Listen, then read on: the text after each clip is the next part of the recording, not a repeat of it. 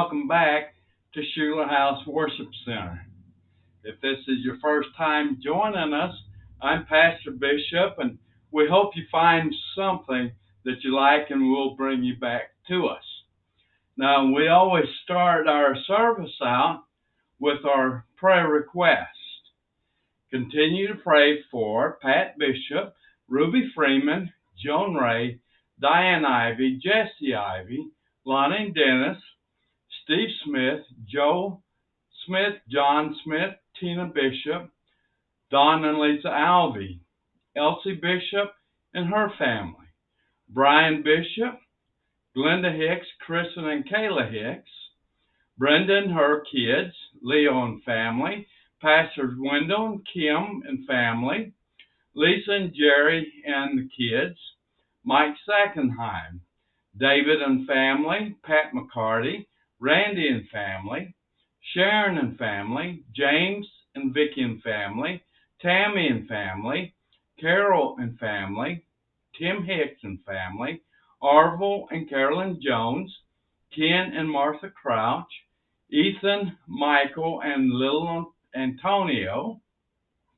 Big Antonio and family, Alfred and Christina Bishop, Pesho and family, Fern and Larry and family, Tez and Aubrey, Pastor Mary and family, Kathy Markham. And always pray for me and my family. We're going to study today out of Daniel chapter 3 today. And we're going to be talking a lot about the king of Babylon, which was Nebuchadnezzar. Now, Nebuchadnezzar was a warrior king, often described as the greatest military leader of the Neo-Babylonian Empire. Let's pray. Father, we come to you in the name of Jesus Christ. We thank you and praise you, Father, for your love, for your mercy. Father, we pray for these names that we just mentioned prior to the service, Father, that you remember each and every need, Father. Heal those that are sick and those that has the other needs, Father. You know each and every need. We ask that you provide for these needs.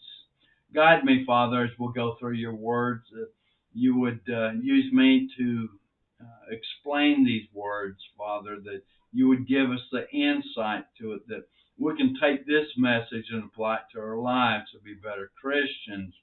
Lord, or if there's one that's lost right now, that you would use these words to give encouragement, understanding, Father, that that lost soul would come to Jesus for salvation. I love you, Father, and I thank you, and I ask it all in Jesus' name. Amen. Now, Nebuchadnezzar had gathered his army and went to Jerusalem and surrounded it and overtook it and took prisoners among with all the earthly goods that he could gather up. Then the king commanded Ashpenaz, his chief eunuch, to bring in some of the people of Israel. Now he wanted parts of the royal family, of the other nobility, used without blemish, of the good appearance, and skillful in all wisdom, endowed with knowledge, understanding, learning, and competent to stand in the king's palace and to teach them the literature of the language of the Chaldeans. You'll find that over in Daniel chapter 1, verses 3 and 4. Now, among these were Daniel, Hananiah, Mishael, and Azariah of the tribe of Judah, and the chief of eunuchs gave them new names. Daniel he called Belteshazzar.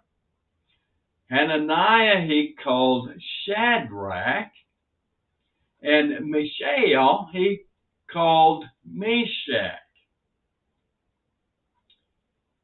And Azaziah he called Abednego. You find that in Daniel chapter 1, verse 6 and 7. We're going to be reading from the book of Daniel chapter 3 today, as I've said. So let's turn over to Daniel chapter 3 and start at verse 1. Nebuchadnezzar the king made an image of gold, whose height was 80 cubits, and the breadth thereof 6 cubits.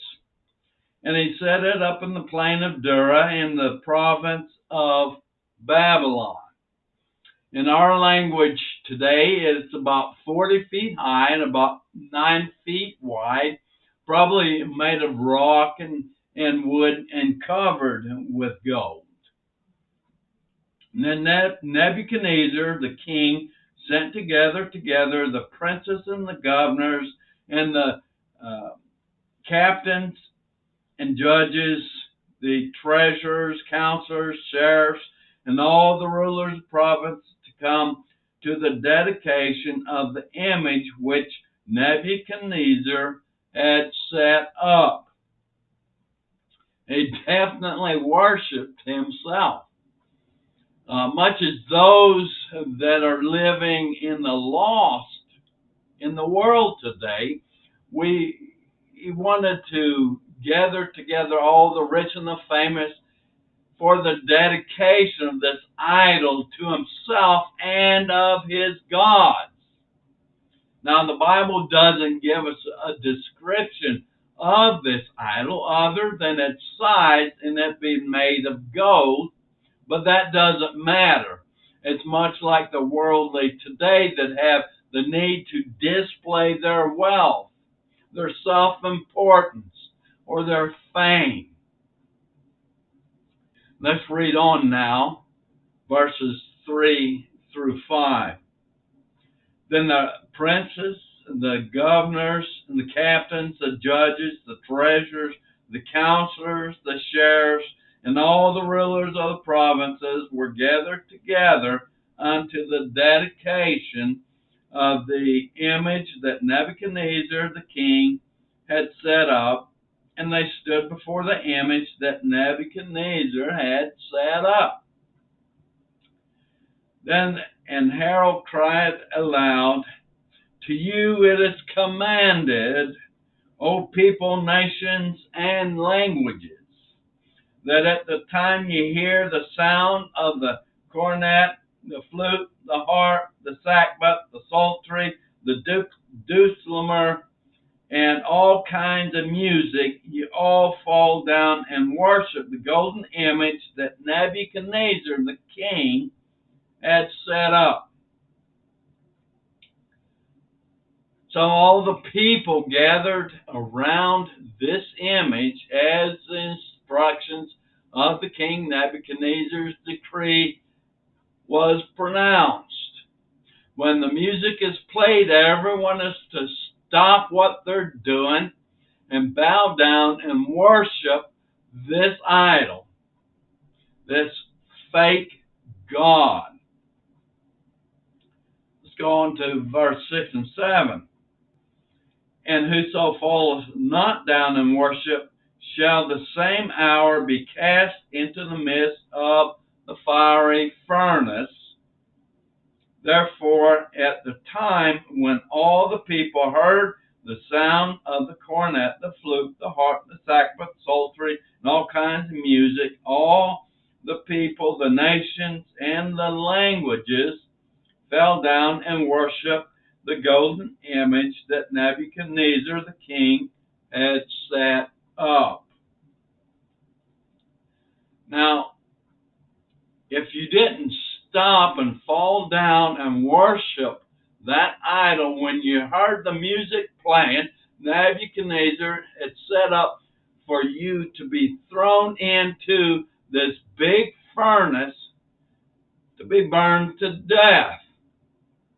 This image was Nebuchadnezzar's God, and he demanded everyone to worship his God.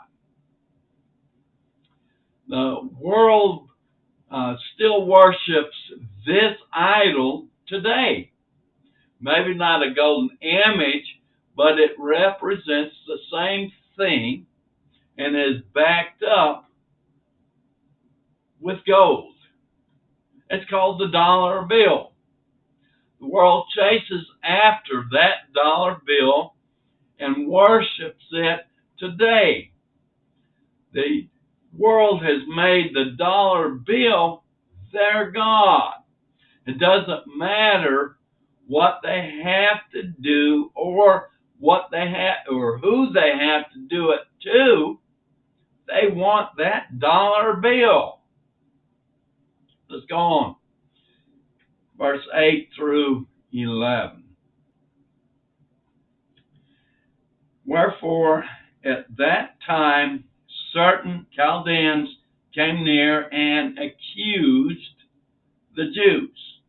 They spake and said to the king Nebuchadnezzar, O king, live forever.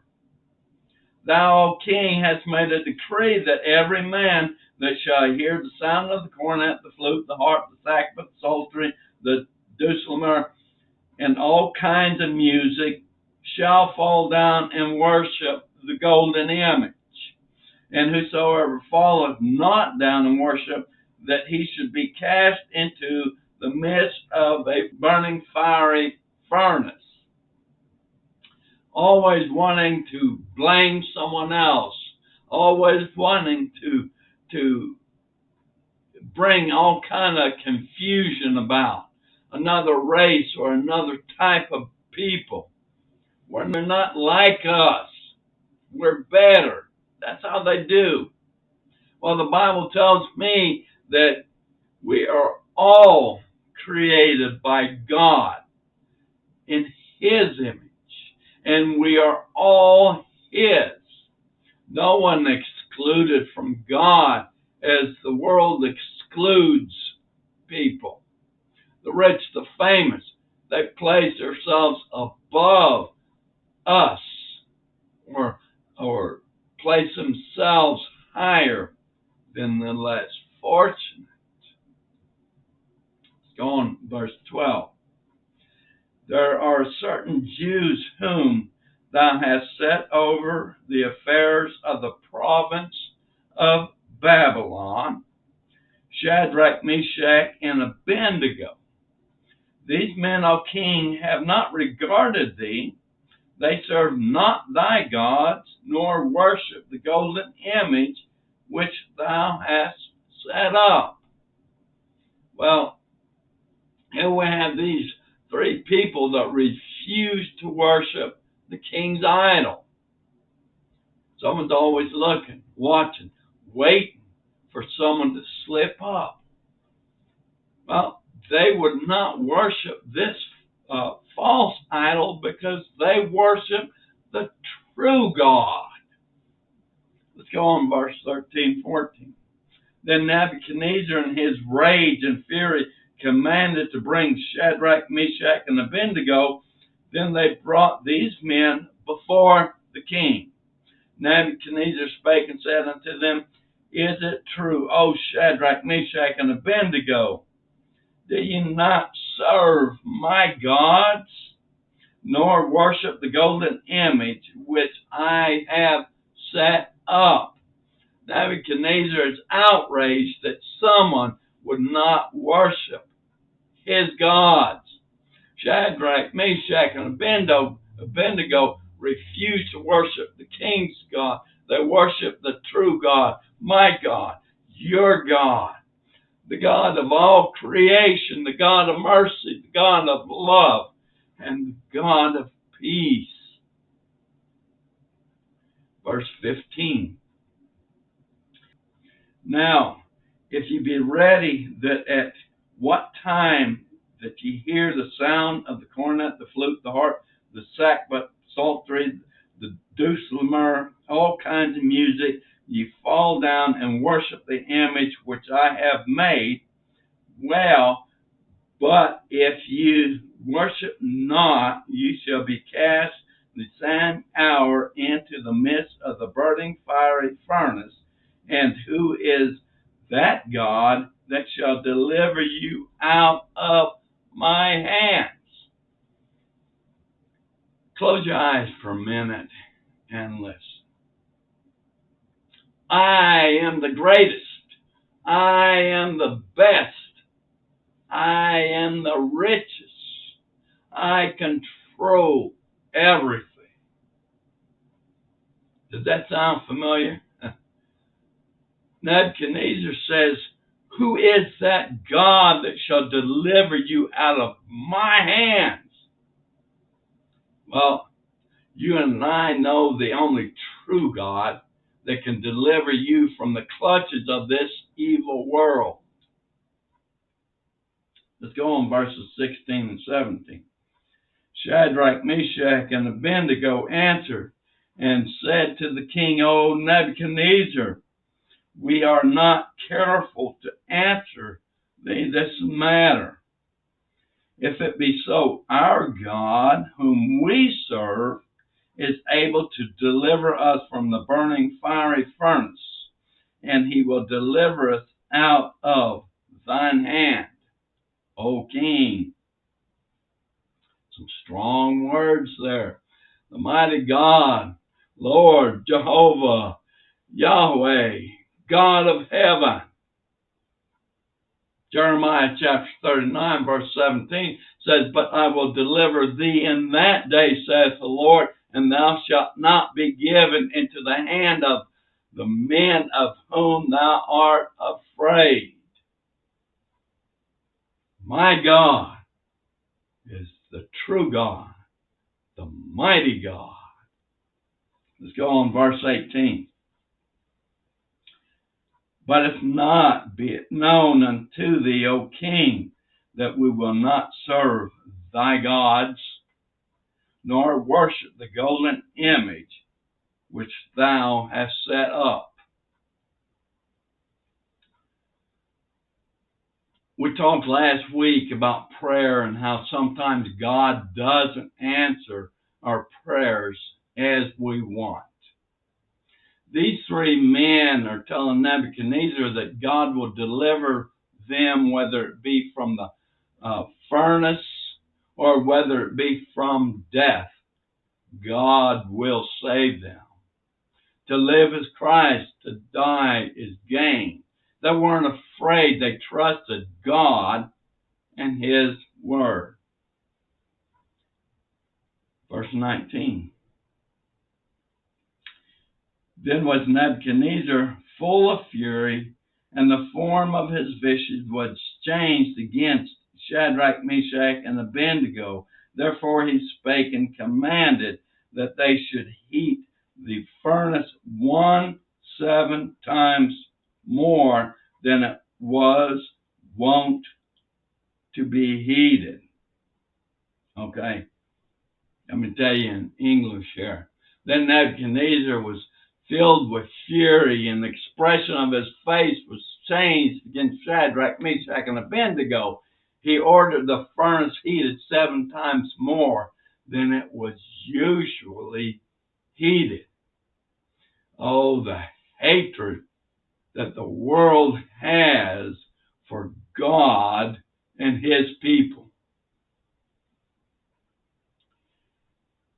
Let's go on, verse 20 through 23. And he commanded the most mighty men that were in his army to bind Shadrach, Meshach, and Abednego, and to cast them into the burning fiery furnace. Then these men were bound in their coats, their hosen, their hats, their outer garments, and were cast into the midst of the burning fiery furnace. Therefore, because the king's commandment was urgent and the furnace exceeding hot, the flame of the fire slew those men that took up Shadrach, Meshach, and Abednego. He took his biggest, baddest, strongest men. They took rope and tied them up where they couldn't get loose, and threw them in the furnace. Well, the furnace was so hot that those biggest, baddest, strongest men were consumed by the fire and the heat when the door to the furnace was opened. You can imagine the heat from the furnace, yet the three were unharmed as they were cast into the furnace as the soldiers died from the fire and the heat. Proverbs chapter 3, verse 5 says, Trust in the Lord with all thine heart, and lean not unto thine own understanding. And over in Proverbs 29, verse 25, the fear of man bringeth a snare, but whoso putteth his trust in the Lord shall be safe. Think about that. These three brave men put on their faith in God and trusted that He would deliver them. Verse 24 and 25. Then Nebuchadnezzar the king was astonished and rose up in haste and spake and said unto his counselors, Did not we cast 3 men bound into the midst of the fire? They answered and said unto the king, True, O king. He answered and said, Lo, I see 4 men loose, walking in the midst of the fire, and they have no hurt, and the form of the 4th is like, now listen, the Son of God. This big furnace had a window of thick glass that you could look through. Nebuchadnezzar looked through the window and seen 4 people. Their ropes were removed, and they walked around, yet their clothing was not harmed. You notice that Nebuchadnezzar said, and the form of the 4th is like the Son of God. Now, wait a minute. Nebuchadnezzar recognized Jesus? There are some today that recognize Jesus, yet choose to ignore Him and choose to serve their mighty God, the dollar bill, or the fame, or their self-importance. Joshua, let's go over Joshua for a minute. Joshua chapter 24.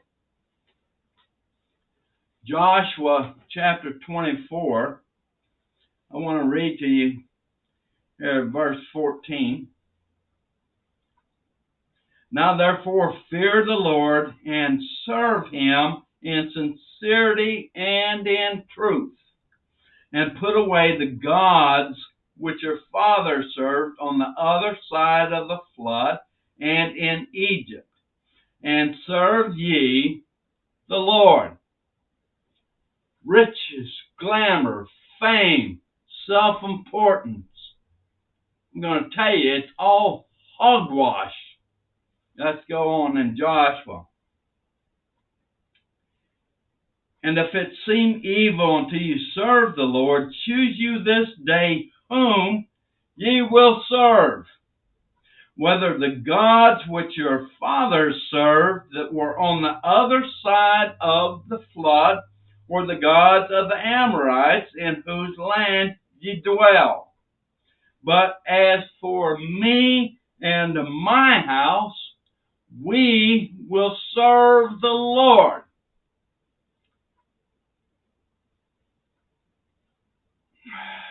Listen, stand strong and serve the Lord. Verse 17. For the Lord our God, He it is that brought us up and our fathers out of the land of Egypt from the house of bondage, and which did those great signs in our sight, and preserved us in all the way wherein we went, and among all the people through whom we passed. I'm not saying that you can't have money or the other things that you have. I'm saying that it is God who gave you what you have. It is God who created you. It is God who saved you through the Lord Jesus Christ. It is God that loves you. Let's go back to Daniel chapter 3. Let's look at verses 26 and 27. Then Nebuchadnezzar came near to the mouth of the burning fire furnace and spake and said, Shadrach, Meshach, and Abednego, ye servants of the Most High God, come forth, come hither. Then Shadrach, Meshach, and Abednego came forth of the midst of the fire.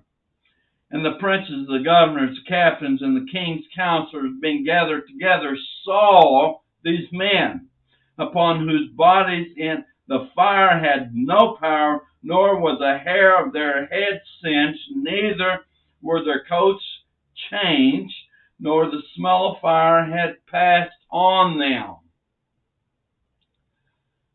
No harm whatsoever, not even one hair singed from their hair, not even a scent of the fire on their bodies or their clothes. The Lord Jesus has wrapped his arms around them and saved them, the same as Jesus will wrap his arms around you today if you will believe in him. He will pick you up and carry you when you stumble if you will believe in him. Believe on the Lord Jesus Christ and thou shalt be saved. That's what it tells me in Acts chapter 16, verse 31. Verse 28. Then Nebuchadnezzar spake and said, Blessed be the God of Shadrach, Meshach, and Abednego, who has sent his angel and delivered his servants that trusted in him, and have changed the king's word, and yielded their bodies, that they may not serve nor worship any God except for their own God. Talking about my God and your God, the holy God, the only God, the true God. Your testimony, your witness, your life does and will matter today, Christian. You may be the one that changes someone's life. Watching and seeing you may lead someone to salvation. Verse 29. Therefore, I make a decree. Now listen to a new decree here. That every people, nation, and language which speak anything amiss against the God of Shadrach, Meshach, and Abednego shall be cut in pieces, and their houses shall be made a dunghill, because there is no other God that can deliver after this sort. The same degree is given today through our Lord Jesus Christ. Matthew chapter 6, verse 24 says, No man can serve two masters, for either he will hate the one and love the other, or else he will hold to the one and despise the other. You cannot serve God and mammon. Verse 30. Then the king promoted Shadrach, Meshach, and Abednego in the province of Babylon. You are set free if you are a disciple of the Lord. John chapter 8, verses 31, 32, then said Jesus to those Jews which believed on him, if you continue in my word, then are you my disciples indeed, and you shall know the truth. And listen here, and the truth shall make you free. Amen. Are you being thrown into the fiery furnace today? Are you being consumed by the world and their false gods? Are you at a point where there is no peace? The only way out is through Jesus Christ, the one and only true God, the one and only God that can save you. Listen, money, fame, self-importance, none of that can save you. Your money doesn't get you to heaven, because you're famous does not get you to heaven. Because you are important does not get you to heaven. Today, the world is a fiery furnace. The only protection is the Lord Jesus Christ, the same as it was back then. Believe on the Lord Jesus Christ, and thou shalt be saved. Thou shalt confess with thy mouth the Lord Jesus, and shalt believe in thine heart that God has raised him from the dead. Thou shalt be saved.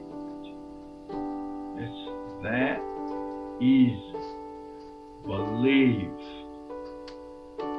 and confess, my friend. Let's pray. Oh, Heavenly Father, I come to you in the name of Jesus Christ. Father, we thank you for delivering us from that fiery furnace, for giving us the strength, Father, to do your will. We thank you for your words, Lord, that you give us the encouragement to go on and do your work. We thank you for this service today. Father, if there's one here that still yet is lost, Father, would you open their ears and their hearts, Father, to receive your word, that they would accept you, Lord Jesus Christ, as their own personal Savior, Father, that Lord will wrap his arms around them and save them from this fiery furnace today. We thank you. We pray it all in the precious, glorious name of Jesus Christ. Amen. I'm Pastor Bishop. Thank you for joining us today. I hope that this message has been an encouragement and helpful to you. Please join us again next week. Until then, I love you in Christ